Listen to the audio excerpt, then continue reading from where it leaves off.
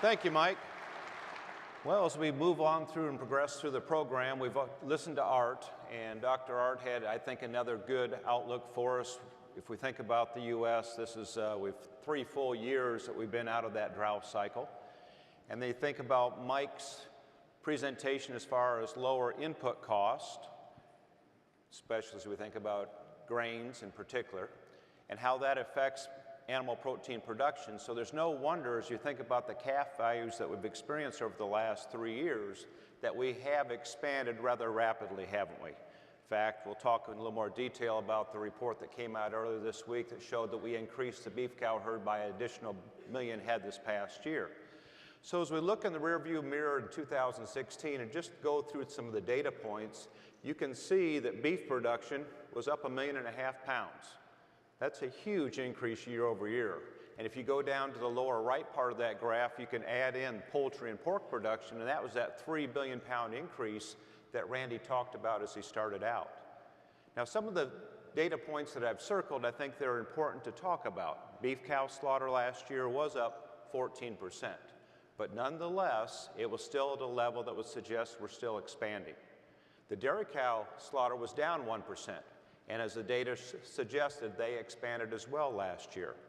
Calf slaughter, I've circled that, even though it's not a big number. It is at a distinct trend change. And we need to recognize that as we think about what we're filling our feedlots with today and as we go forward.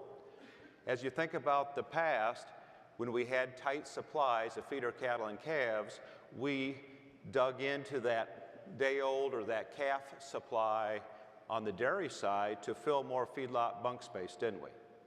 We went from, think about 2005 to 2010, in that time frame, we were feeding, as far as harvest levels, about 15% of our slaughter mix was Holstein base or dairy base.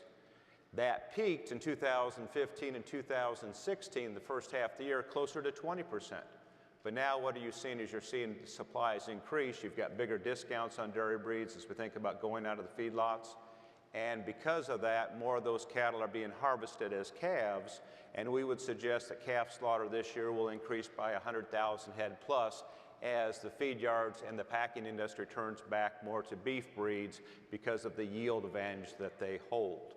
I've also circled heifer slaughter there. Even though it was up 5% last year, again, that's at a level that suggests that we're still expanding.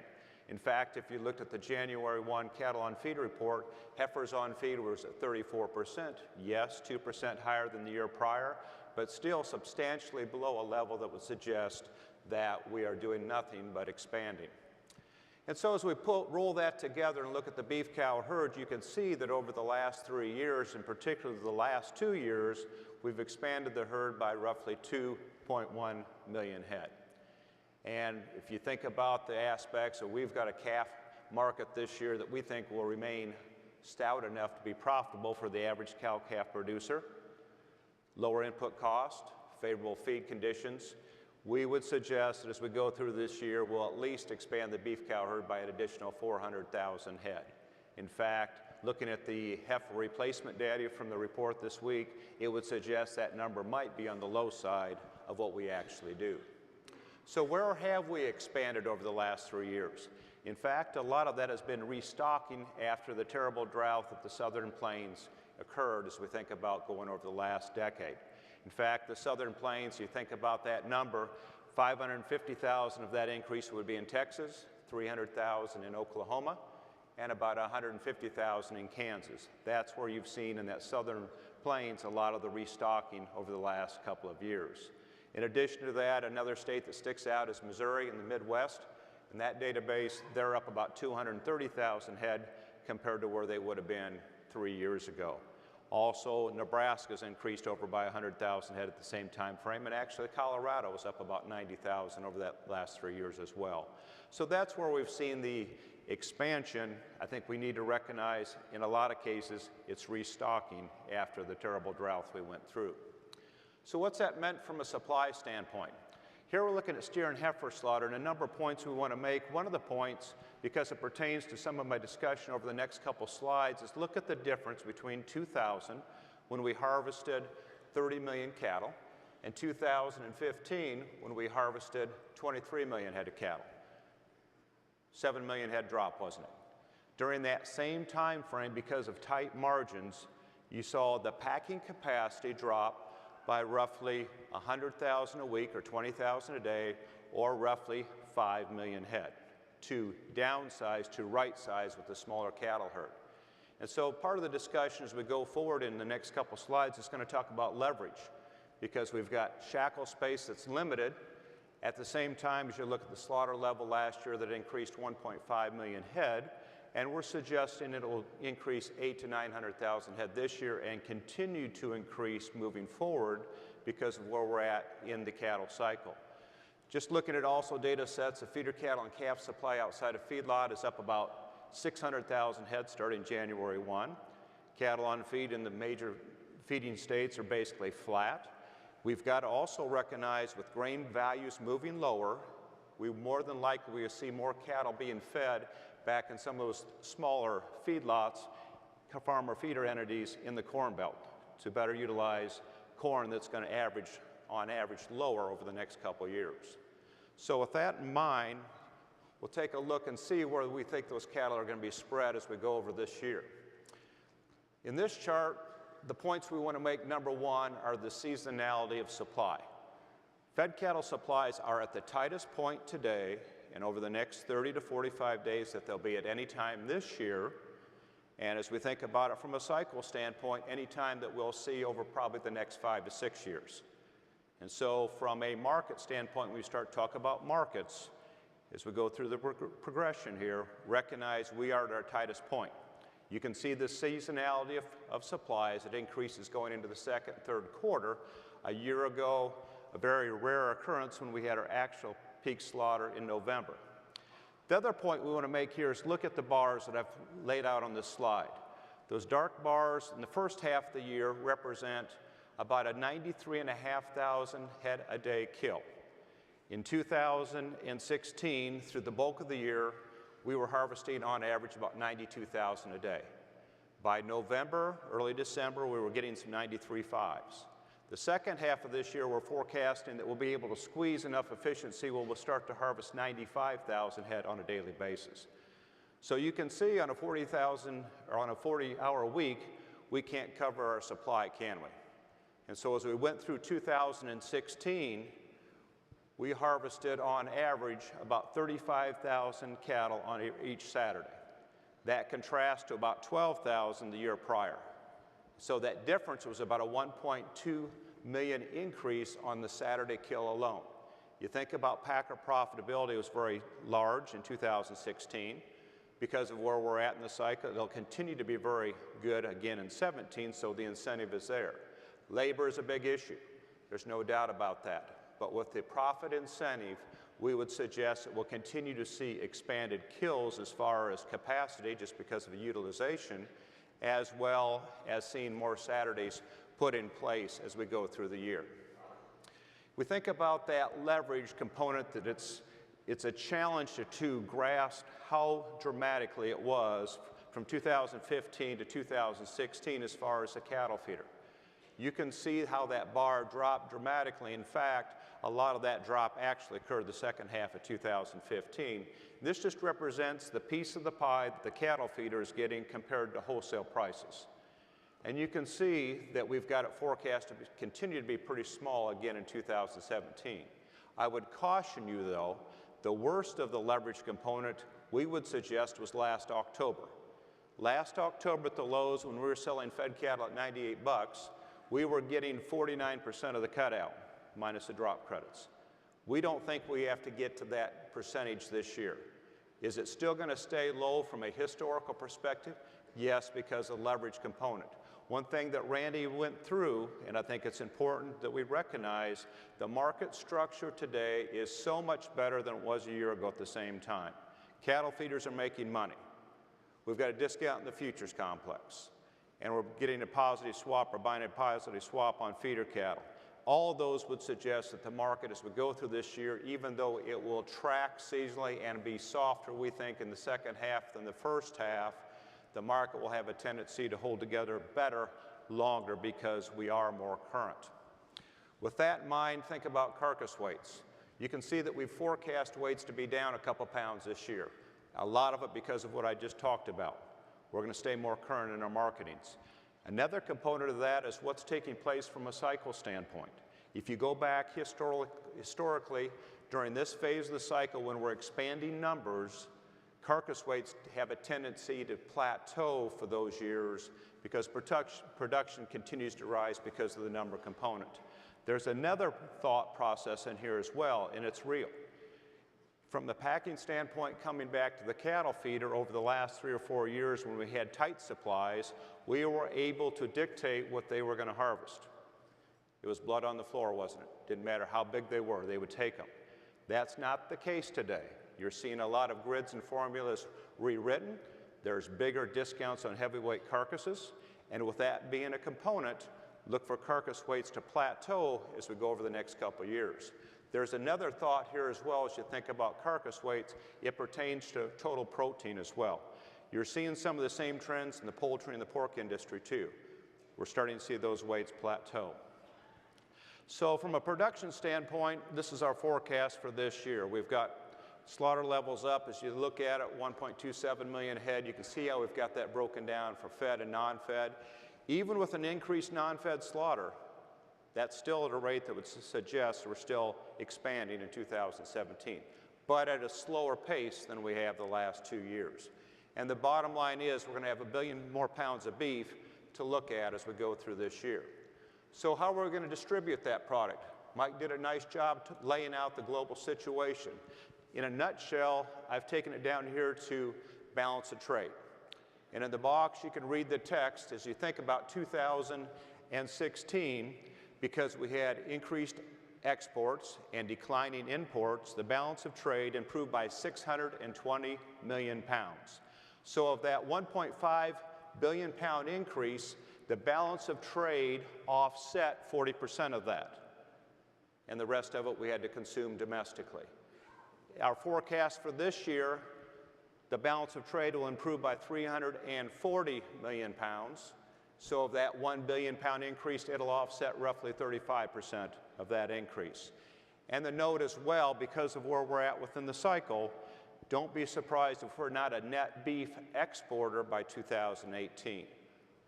So the bottom line is, as you look at per capita beef supplies, you can see that they are growing, but not as quickly as production is because of the balance of trade and also population growth. And so we do have headwinds of bigger beef supplies, but there's a bigger story there. And I think the bigger story is as you roll in pork and poultry, it gives you a better handle of what our consumers are facing today. As we look at total production, you can see we've got it up about 3 billion pounds this year, and kind of evenly split between all three proteins. One thing to note, again, because we do have all three species from an export standpoint, we think we'll export more product. 1 out of every 4 pounds of increased protein production this year will be exported. And so that trend's positive, is it not? But at the same time, it still leaves more product on the domestic market. Even with population growth, we still are faced with increasing protein supplies, not only for this year, but because of the cost structure and the profitability structure for all three proteins over the next couple years. So we'll shift gears. We'll talk about the demand side of the market. From a big picture standpoint, looking at demand from an academic standpoint, you would suggest in 2016, per capita supplies were up 3%, retail prices were down 6%, so demand roughly was down 3 ticks. If we talk about 2017 using the same academics, supplies on a per capita basis are up 2%. We've got retail prices forecast to be down 9% because retail prices typically lag live and wholesale, so they're going to see a bigger drop as we go through this year. That would put your demand index down about 7 points. But there's some positives to demand as well, and we'll walk through some of that. From a long-term perspective, beef, pork, and poultry, we know that we do compete with each other to some degree. And it's interesting to note as you think about the decline in prices, pork and poultry peaked before beef did, and they've started to drop before we have. So in reality at retail, poultry's been declining for 3 years, pork for 2 years, and us for just a little over 1 year. And you can see the difference. Year over year in 2016, retail prices were down 5%. But there's a bigger story there. Beef was featured much more heavily last year than the year prior. The retailer does see the advantage of getting people in the store featuring beef. So the featured price of beef was down 10% last year, and the amount of beef sold on featured was substantially higher compared to the years prior. As we think about demand, and I think as we think about the audience here today, this week, one thing I think we can look back and say that we've done a good job is improving our product. As we think about the buzzwords over the last decade and a half, how do we improve beef demand? Two things have stood out: quality and consistency. And as you look at this, we have improved our product from a grade standpoint, haven't we? You can see that three-fourths of the cattle end up grading choice or prime. Another way to look at this chart is just think about it from a tonnage standpoint. In 2005 and 2006, we were producing 1.5 pounds of choice for every 1 pound of select. Last year, we were producing 3.7 pounds of choice for 1 pound of select. So there's a lot more choice product on the market, isn't there? Despite the fact that grade was higher last year compared to 15, the choice select spread was $3 wider. It tells you there is a pull, there is demand for that high-end choice product. And as we think about that choice product, in particular, it's the middles, the ribs and the loins. You can see that they've held themselves together better. As we moved up the ladder in 13 and 14, the trim led the charge, didn't it, from a percentage standpoint.